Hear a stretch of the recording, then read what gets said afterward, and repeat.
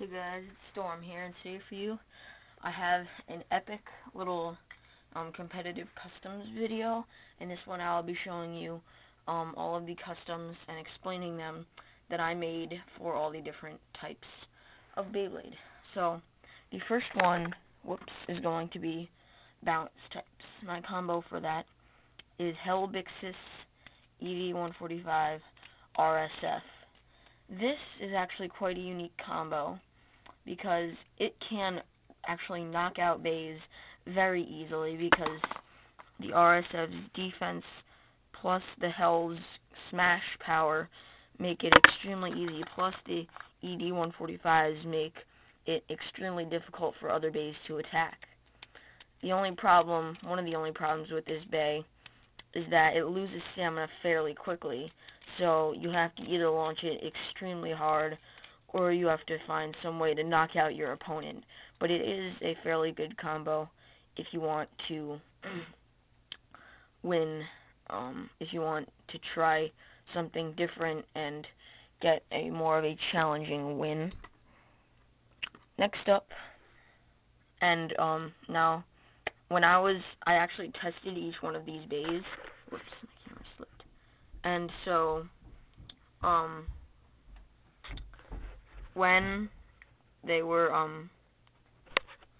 when I was battling that bay against several of the test bays, he would actually lose a few, but once I could launch him correctly, he would stadium out basically everything. So you have to train with him a little bit before you can actually use it.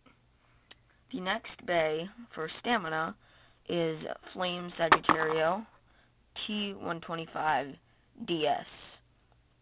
This bay is very good with stamina. The only problem is when it was facing some of the test bays, it's a very light bay because it's got the flame wheel and everything. When it was facing some of the test bays, it was thrown from the stadium very early in the match. But the way you can either master around that is do a weak launch because it can, I'll explain why later, or just not use this bay, because if you use a weak launch, this bay has tons of stamina. Like, it can just sit there and outspin basically everything, and if there's another really good stamina bay, it can just get under them and stop it, and then just like drive it, because it doesn't really have the largest of spin tracks, so it can get under bays fairly easily. So this is a very good bay. But one thing that I was finding quite unique is, since it's so weak and the DS is normally on Hell Corvex, when it was thrown to the side very far, the edge part of the ring of the DS, the defense sharp, was actually beginning to scrape, and it was becoming like an EWD or an FS in the very early stages of the match. But then once it cooled down, the spike took over and it just totally dominated. So yes, my next combo is going to be for attack. This combo is Metal Face Lightning Eldrago 100 Rubber Flat. This is got to be one of the most epic bays I've ever seen. The only problem is if it cannot win the battle within the first 10 seconds, there's no way it's going to win. It has very little stamina. It's one of those combinations that you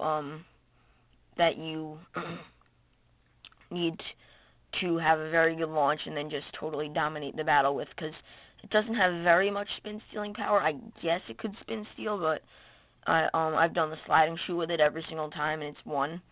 The Metal Face combined with the great smash of the lightning wheel allow it to hit hard and knock out, and the Rubber Flat allows continuous and extreme pounding hits, which make this bay very awesome when it's in battle, and it can basically beat a lot of bays.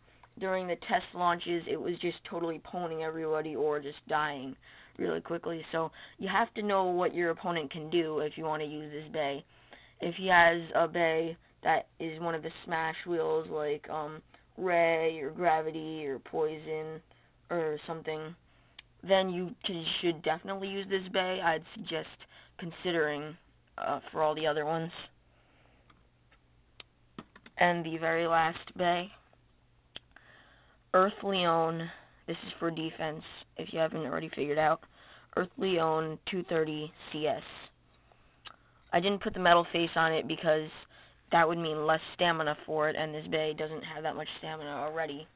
This Earth Wheel is actually really old. It's like from the first Earth Wolf that we got or something. And this bay, because it's so tall, not many attack types can actually push it around, because if you're not hitting the metal wheel, there's not really a lot of ways you can knock something out, which is why 230 is actually a really good track for this.